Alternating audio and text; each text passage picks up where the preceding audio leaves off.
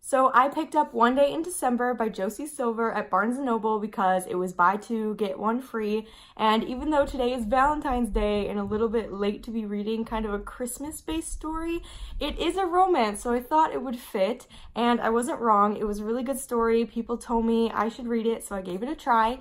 I would rate it probably 3 out of 5 stars. It wasn't my favorite, but I did really like it, and it took me only about 4 days to read, so it was a really quick read. And it is all about this really messy love triangle. So our lovely protagonist, Lori, is having kind of a bad day. She just finished her job in London, and she's riding the bus home, and she's looking out the window dramatically, all forlorn, and she locks eyes with this boy, who we later find out is named Jack. And when she locks eyes with Jack, she just feels instantly connected. It's love at first sight, strangers who are meant to meet. But then the bus drives away and she spends a year looking for him, but with no avail. Well, it turns out that her best friend in the whole world, who's practically a sister to her, Sarah, is dating Jack. Jack is her brand new boyfriend, and Lori does not know what to do with this information. She feels like it's not worth it to bring it up because she doesn't even know this boy, and all she wants is for her friend to be happy. But this one action of her deciding not to tell her best friend that she recognizes this boy leads to 10 years of melodrama, is the best word to describe it. So we get a glimpse into their life for the next 10 years, and of course there's a will they, won't they, who ends up with who, and a lot of different relationships. So that's what the book is about. What I really liked about this book is how well Josie Silver captured the characters' changing maturity levels. There is a big difference in tone from the beginning of the book to the end in the way that the characters think, which I thought was really cool and really well written.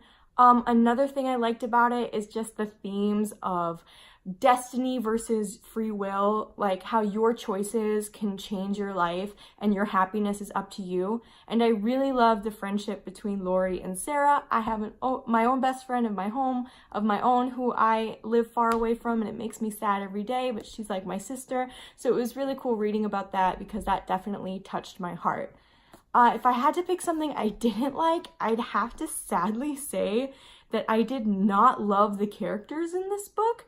Lori, I did like her because she's relatable in her flaws. She's definitely not perfect, but I don't find her annoying. Unfortunately, I'm not spoiling much when I say her love interest is Jack. It's kind of, you can tell by the cover, so that's not much of a spoiler. But Jack, unfortunately, in my opinion, is just unbearable. He's kind of a jerk. He even says himself he's a jerk, and he never really seems to get any better.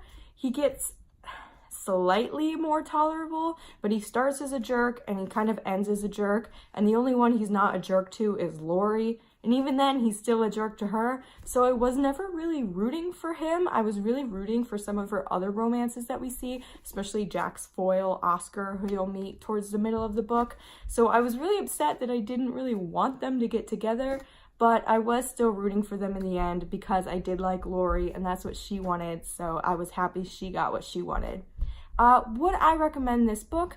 Yes, especially if you're stuck in maybe a bit of a rut or you've been reading something darker. This is a good book to kind of mix it up and get you kickstarted back into reading. So yes, 100%, absolutely I would.